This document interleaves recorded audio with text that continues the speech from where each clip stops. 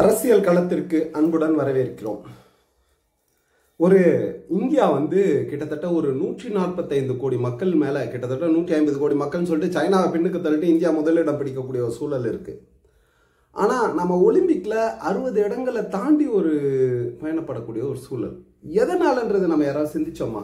ஆனா பாரா ஒலிம்பிக்ல 25வது இடம் பிடிச்சிருக்கோம். அது ஒரு மிகப்பெரிய சாதனையா பார்க்கப்படுது.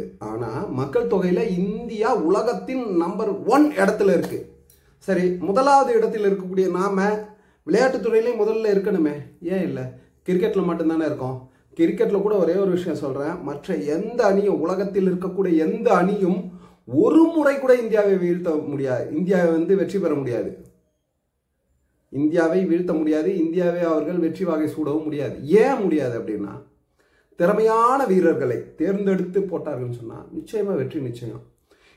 நண்பர் ஒருத்தர் இருக்காரு. அந்த நண்பர் கிட்டத்தட்ட அவருடைய மகனுக்காக கால்பந்து விளையாட்டுல அவன் கொஞ்சம் நல்லா இன்ட்ரெஸ்டா இருக்கான். அந்த தம்பி அந்த தம்பிக்காக அவர் தன்னுடைய நேரத்துல தினமும் 6 மணி நேரம் கிட்டத்தட்ட 4 மணிக்கு கூட்டு போறாரு. போயிட்டு அவன் அந்த தம்பியோட பிராக்டிஸ் முடியறதுக்கு 10 மணி ஆகும் வீட்டுக்கு வர்றதுக்கு. கிட்டத்தட்ட 6 மணி நேரம் தன்னுடைய நேரத்தை பயன்படுத்துறாரு அந்த குழந்தைக்காக, குழந்தையோட வளர்ச்சிக்காக, குழந்தையோடைய அந்த திறமை மேம்படுத்தணும், அதை வெளிக்கொண்டு வரணுன்றக்காக பண்றாரு. ஆனா அதுல ஒரு வெற்றி காண முடியல. ஏன் முடியல?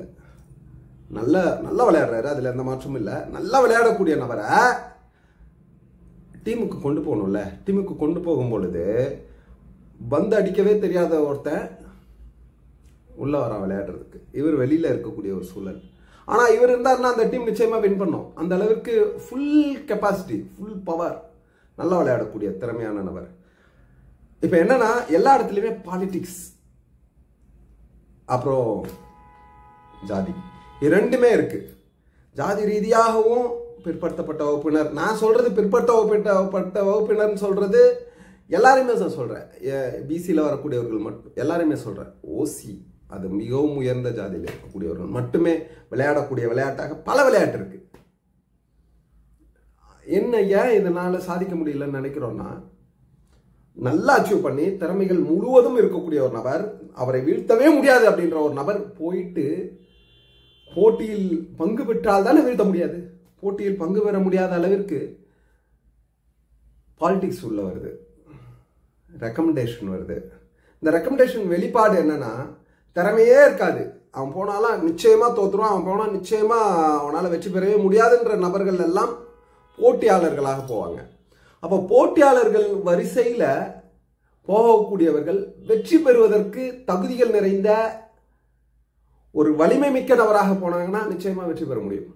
ஃபார் எக்ஸாம்பிள் சும்மா சொல்லுங்களேன், வினேஷ் போகத் எடுத்துக்கோங்க.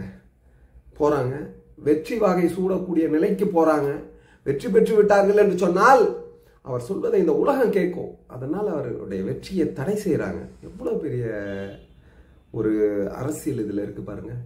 இந்தியாவில் ஆட்சியில் இருக்கக்கூடியவர்கள் பாலியல் வன்கொடுமையில் ஈடுபட்டார்கள், பாலியல் சீண்டல்களில் ஈடுபட்டார்கள், எங்களை துன்புறுத்தினார்கள் அப்படின்ற ஒரு விஷயத்தை உலக நாடுகள் மத்தியில் வைக்கக்கூடாது. உலக நாடுகள் இந்தியாவில் ஆளக்கூடிய ஆட்சியாளர்களை தவறா பார்க்கின்ற ஒரே காரணத்தினால ஒலிம்பிக் போட்டியில தங்கம் வெல்லக்கூடிய அளவிற்கு இருக்கக்கூடிய ஒரு நபர் தகுதி நீக்கம் செய்யப்பட வைத்திருக்கிறார்கள். இல்லை ஒருத்தர் சொல்றான், முடிய வெட்டிட்டு சேரலாம். ஏய், முடி மொத்த எடையே என்ன தெரியுமா? மொத்த இடமே 50 கிராம் கூட வராது. மொத்தமா இல்லை, ஒரு லேடிஸ் ஒருத்தவங்க நல்ல முடி வளர்த்து வச்சிருக்கோங்க, அந்த முடியை வெட்டினா மொத்தமாவே 50 கிராம் வராது. ஜென்ரல் நாலேஜ்னு ஒன்று இருக்கா இல்லையா ஒண்ணுமே தெரியல. ஆனாலும் அவங்க எடையை குறைக்கிறதுக்கான முயற்சிகளில் ஈடுபட்டிருக்காங்க. என்ன சூழ்ச்சி நடந்தது? அந்த சூழ்ச்சியில் அவர்களால் சூழ்ச்சியை வெற்றி பெற முடியல.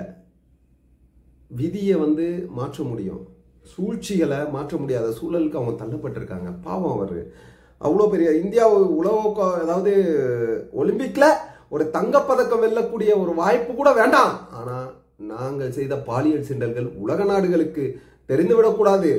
நாங்கள் தங்கம் பெறவில்லை என்றாலும் பரவாயில்லை, எங்கள் பாலியல் சீண்டல்கள் வெளியே செல்லக்கூடாது என்பதில் உஷாரா இருந்திருக்காங்க. என்ன ஒரு வக்கரம்!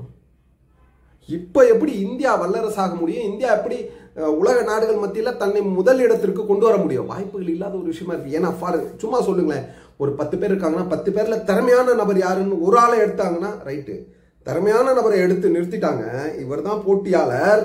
ஆனா இந்த போட்டியில முதல் சுற்றிலேயே தோற்று வெற்றி பெறுவதற்கான தகுதியே இல்லாத கடைசி இடத்தில் இருக்கக்கூடிய நபர் ஒருவருக்கு அரசியல்வாதியின் ஆதரவு கிடைச்சதுன்னு சொன்னா இவரை தூக்கி போட்டு இவர் வந்து இங்க நிற்பாரு. இவரால அரசியல்வாதியின் ஆதரவு பெற்ற ஒரு நபரால நியாயமான முறையில வெற்றி பெறுவதற்கு தகுதி வாய்ந்த ஒரு நபர் தகுதி நீக்கம் செய்யப்பட்டு வெளியே போறாரு.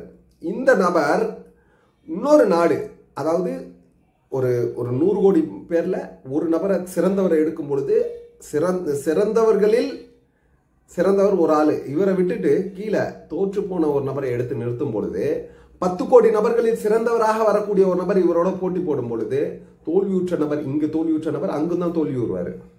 அதன் வெளிப்பாடு பதக்கம் இல்லாமல் போகிறது. ஆனா நாம தகுதியான நபர்களை, சரியான நபர்களை போட்டிக்கு அனுப்பணும்னு சொன்னா நிச்சயமா இந்தியா ஒலிம்பிக்கில் முதலிடத்தை பிடிப்பதற்கான வாய்ப்புகள் இருக்கிறது. ஆனால் அதற்கான காலம் நிச்சயமா கிடையாது, இப்ப கிடையாது. ஏன்னா நீங்க பாரா ஒலிம்பிக்ல பண்ண முடியாது. ஏன்னா பாரா ஒலிம்பிக்ல பாலிடிக்ஸ் பண்ண முடியாது. உடல் ஊனமுற்ற ஒரு உயர் சாதி வகுப்பை சார்ந்த நபர் நான் உடல் ஊனமுற்றவன் என்று போட்டியில் கலந்து கொள்வதே வெக்கமா நினைக்கிறாரு.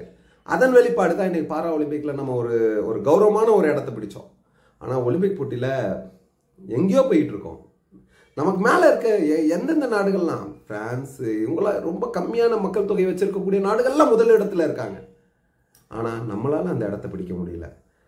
ரொம்ப வருத்தத்தக்க செயலா இருக்கு. விளையாட்டில் மட்டுமல்ல, அனைத்திலும் அரசியல் புகுந்து அசிங்கமான ஒரு நிலையை இந்தியாவிற்கு உருவாக்குகிறது என்று சொன்னால் அது நிதர்சனமான உண்மைதான். இந்தியா உலக அரங்கில் தலை நிமிர்ந்து நிற்க வேண்டும் என்று சொன்னால் விளையாட்டில் அரசியல் புகக்கூடாது, அரசியல்வாதிகளின் தலையீடு இருக்கக்கூடாது என்பதை கூறி விடைபெறுகிறேன். நன்றி. அருமை உறவுகளை மற்ற நிகழ்ச்சி சந்திப்போம். ஜெய் ஹிந்த்.